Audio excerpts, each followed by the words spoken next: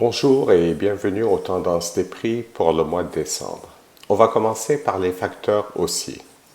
D'abord, la trituration du soya aux États-Unis augmente de 15 millions de boisseaux, ce qui fait que les stocks de soya en 2021 baissent du même tonnage pour s'établir à 175 millions de boisseaux, un niveau extrêmement bas.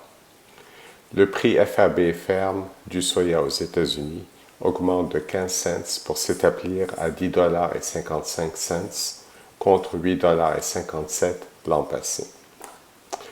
Par ailleurs, il faut noter que les stocks des trois principaux grains baissent aux États-Unis depuis 2019. Pour le maïs, les stocks passent de 2221 millions de boisseaux en 2019 à 1702 millions de boisseaux en 2021. Pour le soya, les inventaires baissent de 909 millions de boisseaux en 2019 à 175 millions de boisseaux en 2021.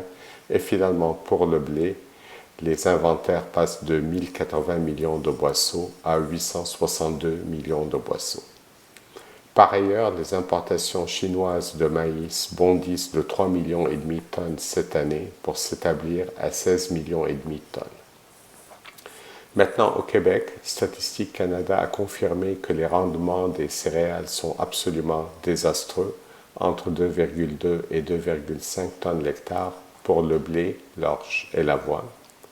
Par ailleurs, le rendement du maïs est médiocre, à 9,1 tonnes de l'hectare, ce qui fait que notre production de maïs s'établit à 3,26 millions de tonnes, ce qui est insuffisant pour satisfaire la demande locale et qui va nécessiter donc des importations.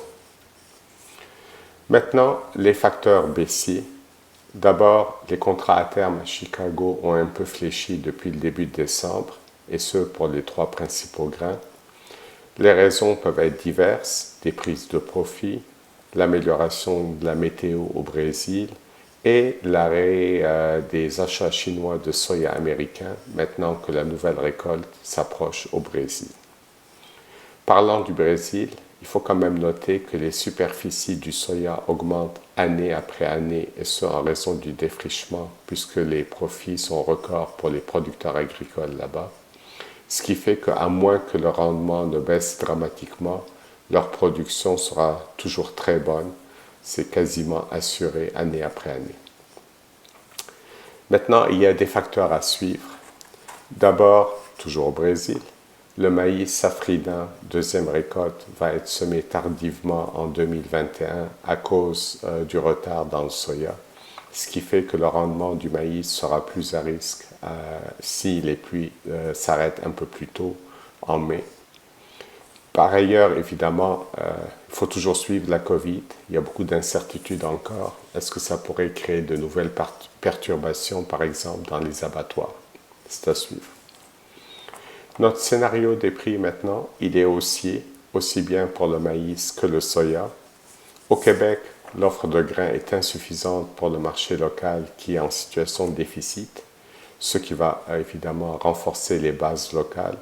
Il faudra quand même garder à l'œil le dollar canadien, vu que notre taux de change s'est redressé récemment, notre dollar est à 78 cents, mais cette hausse semble être plus conjoncturelle que fondamentale. Par ailleurs, les achats chinois de grains sont toujours massifs, évidemment pour le soya, mais aussi le blé, le sorgho, l'orge, bref, tous les grains. Voici ce qui conclut les tendances pour le mois de décembre. Je vous souhaite une excellente année et au plaisir de vous retrouver en 2021.